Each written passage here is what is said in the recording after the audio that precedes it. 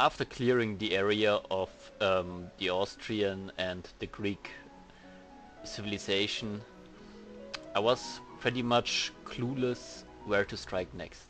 The main problem was that I didn't scout a lot, aside from the both um, continents of North and South America.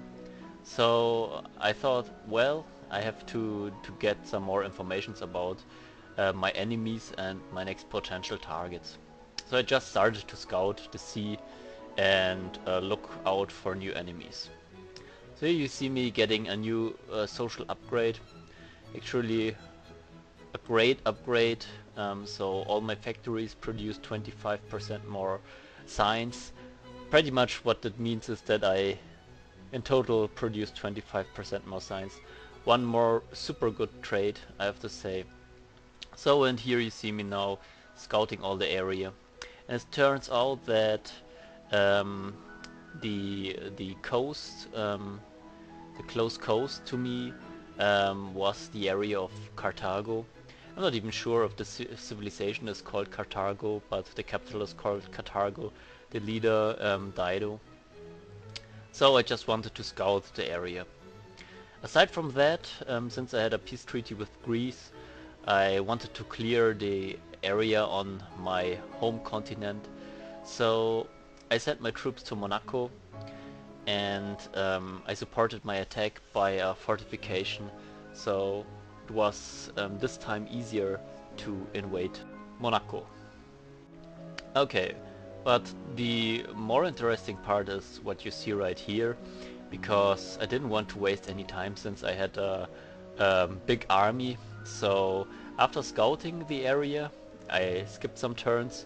I gathered my forces in front of Sangantium, or whatever the city is called, and I started a large-scale attack on this coast city. So at first I thought Dido wouldn't have any way to counter my attack. I was pretty sure that I could take the city fast, but I was wrong, because out of a sudden, and I don't even know where they all came from, a large army appeared in front of Athens and in front of Argos. So what I did was I upgraded the fortifications in both cities, and well, spent a lot of money, but with that it was easy, yeah, pretty easy to withstand the attack. On the mainland you just saw it, I just took Monaco, finally invaded it, and here you see me just finishing off the fleet of Dido. So actually it was a kind of a shocker that the army was that large, but here my sea fleet was a lot larger, and of course you may not forget that all my ships were highly upgraded, so they all had range upgrades, they all had additional bonuses versus marine units, so really good. So now I resumed my old plan and I sailed back to Sangantium. So here you see Sangantium went down pretty fast and didn't take long to really invade it. Okay, and here we go. Now I didn't waste any time, so I kept sailing forward and invading also the other cities. I don't know, so you see here my sea fleet was very strong, so it was all a process of just a couple of turns until I also conquered the next city. And then you see it here on the left, I was already in reach of Carthago. And actually also it seemed like Carthago had a high level of fortification, 72 or 73. It was still very easy to basically invade and take it. So you see here my fleet hit really strong.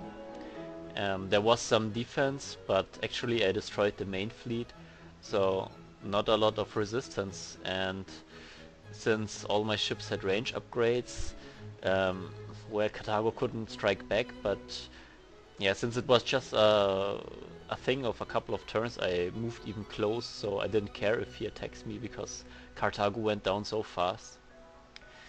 And taking Carthago was actually a really great thing. You will see in a second why. Because there were some world wonders, and those world wonders were really great. We'll see in a moment. Okay, here we go. Here you see it.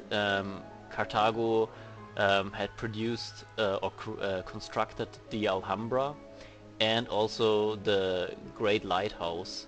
So I have to say the Alhambra is really great, but if you don't build it in your capital, I think it's a pretty minor world wonder. It gives 20% to your cultural output, but the Great Lighthouse is actually really good because it gives a +1 movement to your complete fleet, and that's at this point of the game that's really awesome, since most of the war is based on sea combat, so really great. Okay, and what you just saw here is that I got another social upgrade, and I decided to go for rationalism, and with rationalism I was capable of building the porcelain tower, and well, I just could accelerate it with a great engineer. So things were going fine. As you see me here, I just displayed all the combats very fast. I think there are so many city invasions now, so I sped everything a lot up. So here you see me taking the next city, and now if you look around, there are not many cities left to get, so Dido didn't have a lot of cities I could take by sea. Of course I would have been interested in taking the Vatican City, but actually taking it by land wouldn't be as easy. So after taking this little island here, well, when it's gonna happen, here we go. I just decided that I would end the war. And as you saw before, if you crush your enemy and you propose a peace treaty, then usually you get some presents in form of cities. And this was actually really nice, because now I also got another coast city which I didn't even scout before. And I also got one of those land islands which would have been land cities which would have been a lot harder for me to take. So really happy. So another thing you see here is that this area of South America wasn't inhabited at all, and enemies at this stage of the game tend to take every free spot. So I thought, okay, I have to take it before probably England. And talking about England, here we had a little bit of contact, and you can see how ridiculous her gold income is, and yeah, she has some money in the bank. So there is no doubt about that. So the next thing I started was, well, attacking the Greek civilization. So our peace treaty had been over, so I just attacked some units I found in the sea. I don't know why I did it. I think I felt a bit provoked, don't know. So I just started a random war against Greece, and now it was basically the time to clean my continent of Greece and finally get rid of this guy who really annoyed me all the game. A problem about the whole situation and me keeping war for such a long time was that my civilization progressively got more and more unhappy.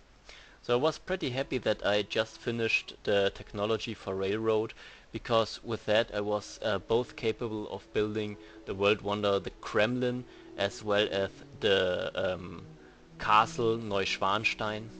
And at least Neuschwanstein has a direct impact on happiness.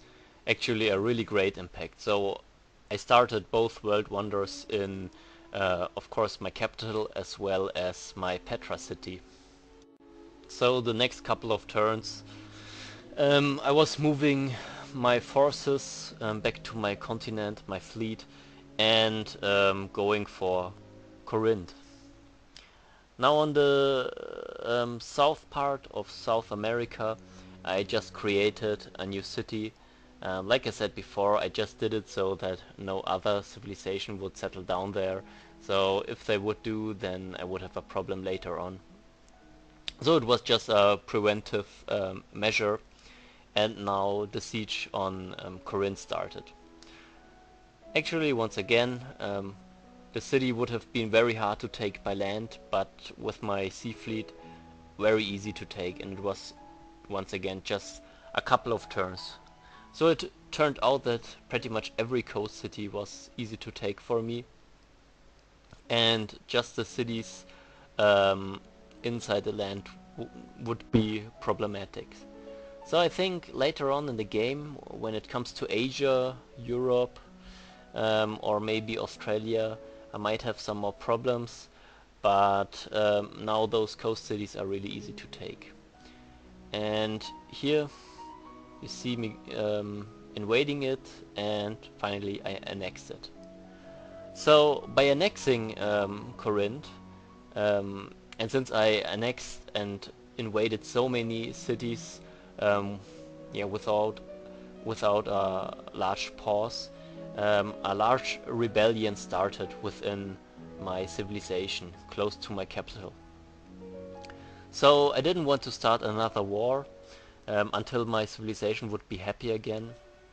I just moved my fleet south again, because probably that's the next spot where I would strike.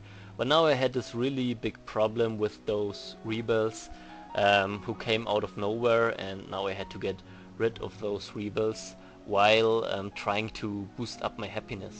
Because as you see here, at some point I was even at a level of 20 negative happiness, so if I wouldn't get into positive happiness, this would just be the first wave of rioters. Okay, since I only had a couple of land units, it was actually not that easy to clean them away quickly. So they pretty much destroyed all the tiles around my capital. And not only my tile upgrades, but also all the caravans. So really annoying. I mean, not really a threat. They couldn't really yeah, invade a city. So those units are way too weak for that.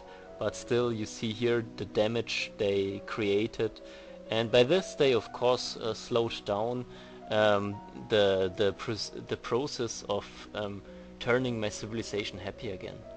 And actually, this was a very slow process because due to the bad effects of happiness, of negative happiness, I didn't get a lot of money, and well, I had to buy all those happiness upgrades, like colosseums and stuff like that, so it really took me a long time until I was happy again.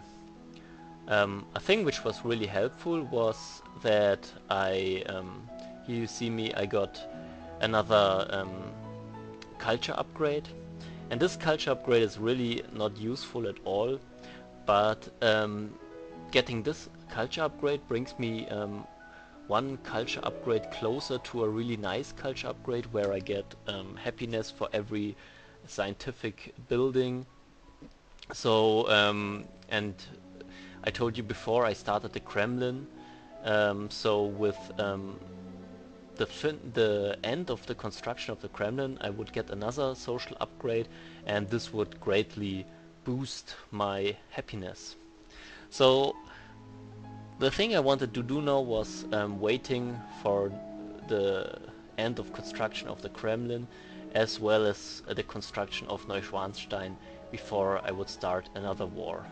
And probably 15 or 20 turns fast forward, here you see me finishing the Kremlin, and as you see me here picking the social trait I was just talking about, my happiness increased by about 15 or 20 points. So a couple of turns fast forward again, I also finished Neuschwanstein, and actually this is really one of my favorite world wonders, because you get +3 gold, +2 culture, and +1 happiness for every castle. And since you have a castle in nearly every city, or actually it is advisable to have a castle at least at your exposed cities, I really got masses of happiness. In this case I got +23 happiness. And now you see here I sit at 43 happiness, and I'm really ready to go for war again. Now with that much of happiness I can really go invading city after city after city, and don't have to worry about happiness, at least for the next couple of turns. So I really hope you liked this part of my civilization series, and next part the aggression will keep on going.